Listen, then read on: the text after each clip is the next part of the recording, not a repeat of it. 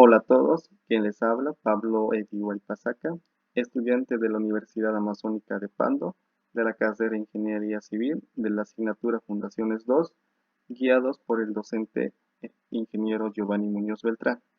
Bueno, en esta oportunidad voy a hablar sobre la presión pasiva de Rankine, para lo cual vamos a recordar qué es la presión lateral del suelo. La presión lateral del suelo es la presión que el suelo ejerce contra una estructura del plano horizontal. Claro ejemplo, tenemos acá una figura. Las aplicaciones más comunes de la teoría de presiones laterales en suelos son el diseño de estructuras cimentadas como muros de tierra, zapatas, túneles, entre otros, y también para determinar la fricción del terreno en la superficie de cimentaciones profundas.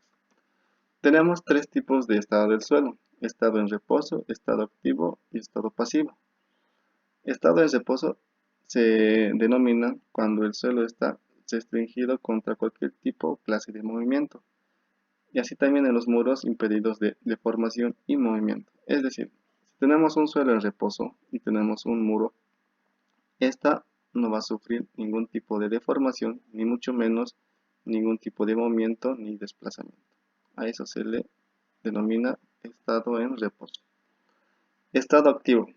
Se llama también presión activa cuando el suelo se desplaza hacia la estructura.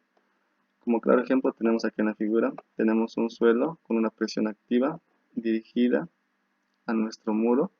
Esta a su vez va a provocar una deformación de nuestro muro delta H positivo.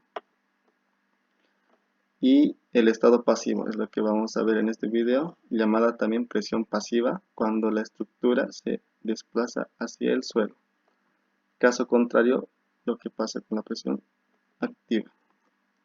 El estado pasivo ocurre cuando la masa del suelo está sometida a una fuerza externa que lleva al suelo a la tensión límite del confinamiento.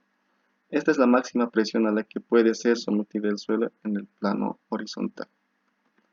Para describir la presión que un suelo puede ejercer se usa un coeficiente de presión lateral llamada K. K es la relación entre la presión horizontal respecto a la presión vertical. K puede también depender de las propiedades mecánicas del suelo y de la historia tensional del suelo. Los coeficientes de presión lateral pueden variar dentro de tres categorías: presión en reposo, presión activa y presión pasiva, ya anteriormente mencionados. Si analizamos bien detalladamente el círculo de Mohr, nos da la siguiente expresión, mostrados para esfuerzos principales de suelos cohesivos friccionantes, donde nos dice que el esfuerzo principal mayor es sigma sub b y el esfuerzo principal menor es sigma sub b. Phi es el ángulo de fricción interna del suelo, C es la cohesión del suelo. En esta oportunidad lo vamos a denominar nuestra ecuación número 1. Ahora sea, si K sub P es el coeficiente de presión pasiva de la tierra según Rankine, tenemos nuestra ecuación número 2. Tenemos una tabla, que es la variación de K sub P de Rankine. Por lo tanto, la ecuación 1 será sigma sub P bastaría en función de K sub P. Lo vamos a determinar nuestra ecuación número 3. Si observamos el diagrama anterior, podemos detectar dichas condiciones. Y si hacemos el cálculo de presiones por medio de las áreas de cada elemento, obtenemos la ecuación para el empuje pasivo de Rankine, que es lo que nos interesa y que es lo que vamos a usar posteriormente. Lo vamos a llamar nuestra ecuación 4. A continuación voy a realizar un ejemplo bastante sencillo, por cierto, de presión pasiva de Rankine, que nos dice: para un muro de retención de 6 metros de altura con cara posterior vertical tiene como relleno un suelo con cohesión igual a 29 kN/m², el ángulo de fricción de 18 grados y el peso específico de 18.1 kN/m³. Nos dice, determina la fuerza pasiva por unidad de longitud para el estado pasivo de Rankine. Bueno, lo primero que vamos a hacer es anotar nuestros datos del ejercicio. Tenemos el peso específico, que nos dice que es igual a 18.1 kN/m³. Tenemos también la cohesión del suelo, que es igual a 29 kN/m². Y por último tenemos el dato del ángulo de fricción, que es igual a 18 grados. Solución. De la ecuación 2 anteriormente mencionado, tenemos la siguiente expresión, donde nos dice que K sub P es igual a tangente al cuadrado de 45 más el ángulo de fricción sobre 2.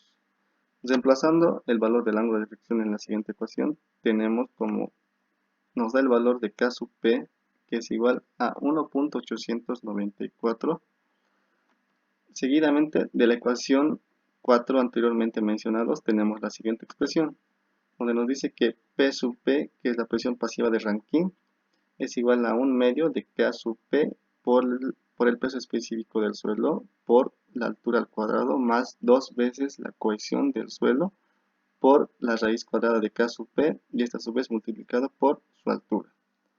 Entonces, reemplazando los valores a nuestra ecuación de presión pasiva, tenemos y hacemos las operaciones correspondientes y tenemos como resultado que nuestra presión pasiva de Rankine es igual a 1095.985 kilonewtons metro.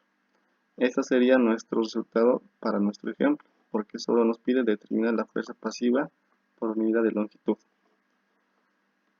Bueno, a continuación, como ejemplo práctico, vemos el momento de efectuar una excavación. Es necesario colocar un tabla estacado. Hacemos la excavación por partes y retenemos con puntales necesarios para que no colapse al momento de retirar el material. Hay una línea de presión que hace que el suelo se recupere y con la fuerza del puntal se lo aplica presión para contener el suelo. Cuando retiramos la última capa de la tierra, vemos en la parte superior las tablas estacas generan un empuje pasivo y en la parte inferior, al no contar con puntales, el suelo se expande generando un empuje activo.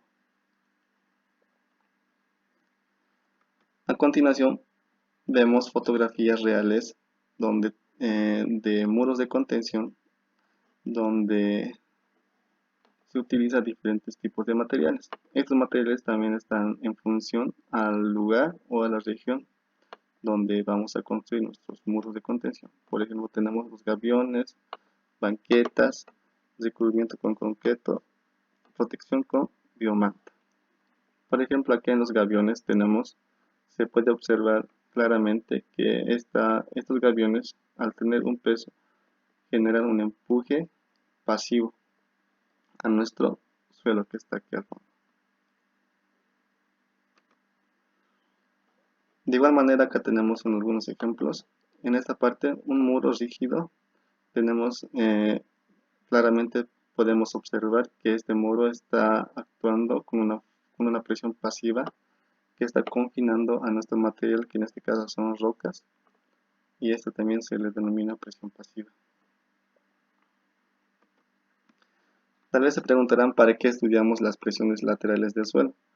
Básicamente es para identificar los empujes pasivos y activos que ejercen los suelos y rellenos en los muros de retención, y también para determinar criterios de diseño para la estabilización de presiones laterales ejercidas por el suelo durante el diseño y proyección de las obras viales y estructurales. Es bueno saber o identificar cuando nuestro suelo actúa, cuando nuestro suelo es pasivo o con una presión activa, para posteriormente hacer nuestros diseños conforme al requerido y no tener fallas posteriores como podemos ver acá en las imágenes.